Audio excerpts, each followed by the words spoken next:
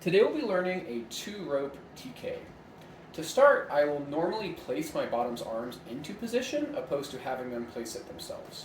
So what I'll often do is grab the forearm and pull down to drop the shoulder just a little bit, rotate towards the inside, and then place the arm into position there.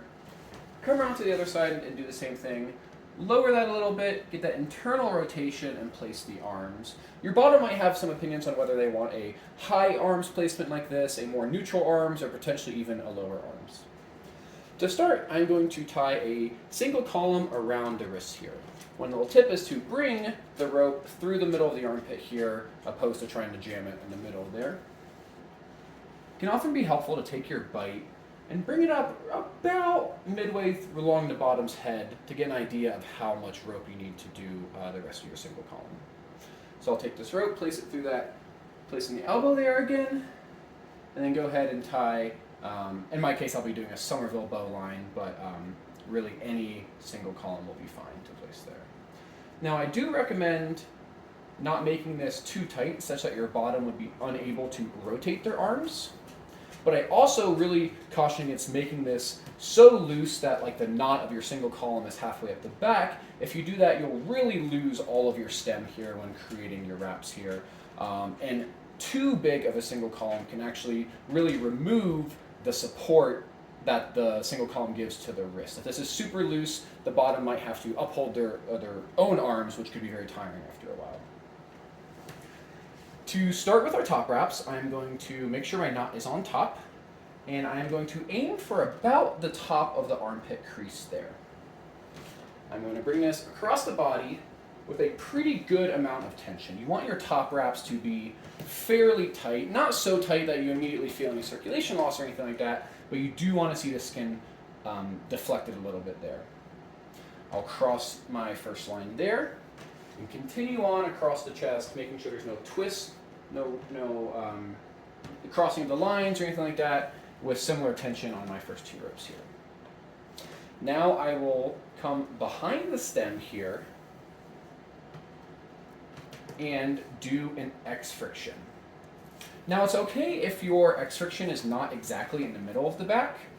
Once I have done my X friction and a turn around the stem here, what you can do is to hold on to that friction there, hold on to the front of the chest, lift away from both, and then there you can kind of adjust it such that the knot is more in the middle of the back there. And once you've done this, I often recommend checking with your bottom and asking, are these wrap placements too high, too low, do they feel too tight? Just checking in. Yeah, they feel a little high in the front here for me. Sure. One thing you can do is just put your finger in there and just kind of dress them down a little bit. Often a good idea to kind of counterbalance against your bottom so you don't pull them towards you. Does that feel better? Yeah, both sides though. Both sides, you got it. Thank you. And for more in-depth instruction on the top wrap, we do have another video that is just on the top wrap and a little bit more precise information there. To move on to our second wrap, this is where we need to be intentional about the placement of our bottom wrap. Bottom wraps are the most likely culprit when it comes to any sort of nerve compression, tingling in certain fingers in the hands, and so it's very much a good idea to communicate with your bottom and get an understanding of where they would like their second wrap placement. Jennifer, where do you like your second wraps? Pretty high, almost right directly underneath my top wrap. Awesome. Thank you for letting me know that. So I'm going to take these and bring these fairly high. They could be touching, they could just maybe have a ½ inch there. What I really want to avoid per her request, and just in general really, is to have the bottom wraps too low there. It's very common to get nerve compression on kind of the bottom third of the forearm there, and so more likely than not I want to aim higher rather than lower, and especially if my bottom has communicated desire for that to be higher. Yeah, but it really is dependent on each person. I know that I've tied people in TKs that want their bottom wrap about 3 inches below the top run, and they've just found that that works for their anatomy. So always check in with your bottoms, but especially about the second wrap placement, and it might be something that you figure out together over time. Absolutely. So when I do the second wrap, I know where I want the placement on the forearm, but when I come to the front of the body, I do want this rope to be below the chest tissue. Now, ideally, my second wrap here is going to have less tension than my first wrap. I've heard some people say 50% as much, 60% as much. I think it really does come down to your bottom's preference, but once I've done these wraps, I will dress both my top and bottom wraps and hopefully get a feel that my bottom wraps are certainly looser than my top wraps. One of the reasons we do that is, again, the bottom wraps being a likely culprit for nerve compression. If they are particularly tight, that's going to increase my chances of having any sort of nerve issues. So after I've done my top rope of my bottom wrap, I'll continue along the back, trying to make sure that my wraps are relatively equal position there. I'll come behind the stem, and in my case here, I know I'm going to have to add on some extra rope, so I'm just going to tie just a little half hitch there just to kind of keep my rope where it is while I grab another rope here. Really what I want to avoid is this add-on of the rope being in a particularly sensitive or bad area. I'd really recommend avoiding the ribs, avoiding in the armpit. Kind of right here in the back, close to the stem, is going to be a fairly ideal place for this to be. So I'm going to go ahead and add on my rope. I prefer to add on my rope using the lark's head method, but really whatever secure and safe way that you like for adding on rope will work just fine. Add on my rope there, and honestly that is too far. That is too close to the armpit that I'm comfortable with, so I am actually going to adjust this such that it's a little closer to the stem in my back, and also get rid of some twists that I have in my rope. Let me just kind of start that over.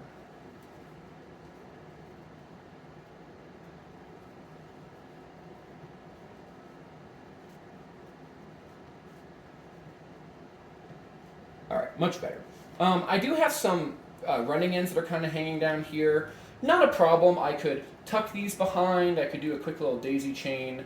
As long as it doesn't interfere with the structure of the rest of your TK, feel free to be creative with your running ends from your add-on there. Because I just kind of fiddled with that, I want to make sure that my tension still feels okay here, that it's still coming under the breast tissue, that the placement is still about the same. I might actually raise these just a little bit. I tend to prefer to dress from front to back. I found that helps naturally bring the bottom shoulders back kind of into the socket there in a way that will be a little bit more comfortable, a little bit more sustainable. Though certainly some people will dress in a circular motion. Whatever works best for you in your bottom. Continuing with my second wrap here, I'll go immediately under that, following in the front, trying to have a little bit looser tension than I did on my very top wrap, but equal tension as I'm building my bottom wrap. I'll again come under the stem, pulling my rope through, being careful watching my running end so it doesn't come up and hit my bottom in the back. Here I will reverse my tension and we're going to create a half moon friction. To do so, I'm going to come under and behind just my bottom wraps here, not my top wraps at all, just my bottom wraps. Pulling my rope through. I will cross over my stem and do the same thing, coming under and behind just my bottom wraps. As with any friction, I want to make sure this is nice and compact, that I don't have a lot of loose ropes there, that feels nice and compact there. I will then go turn around the stem, and now I'm going to create our kanukis. Kanukis are essentially seat belts. They are used to maintain the placement of the bottom wraps without really affecting or altering the tension of them. Now that I've done my friction, come around the stem, I will come through the armpit here and back to the front. Coming to the front here, there's a lot of different opinions on to go from top to bottom, bottom to top here. I prefer to go from bottom to top on my kanukis. I've just found that helps maintain their tension, maintain their position a little better than going from top to bottom. But certainly it's not wrong to go from top to bottom. Here I want to make sure that my lines are all flat. I don't want them all bunched up like that, like they just were. I want them to lay pretty flat, and I especially want my kanuki to be closer to the body. If your Kanuki is closer to the arm, it's very common to get pinched skin there, and that's a fairly sensitive place on the body. So I do recommend bringing it closer to the body. Again, making sure that's flat. And as I bring my rope back, one thing I want to look for on my Kanuki in the front is making sure that I just have the smallest amount of deflection on my wrap here.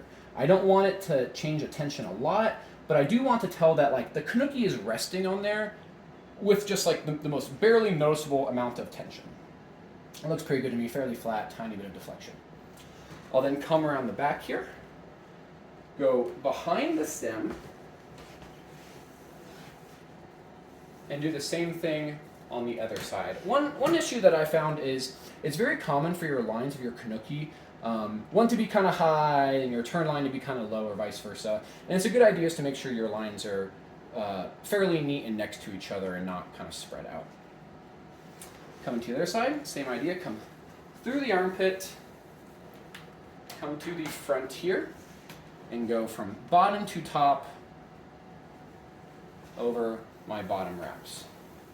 Making sure that the wrap itself is nice and flat, that I have just the smallest amount of deflection in my tension without altering the tension of the bottom wraps in general.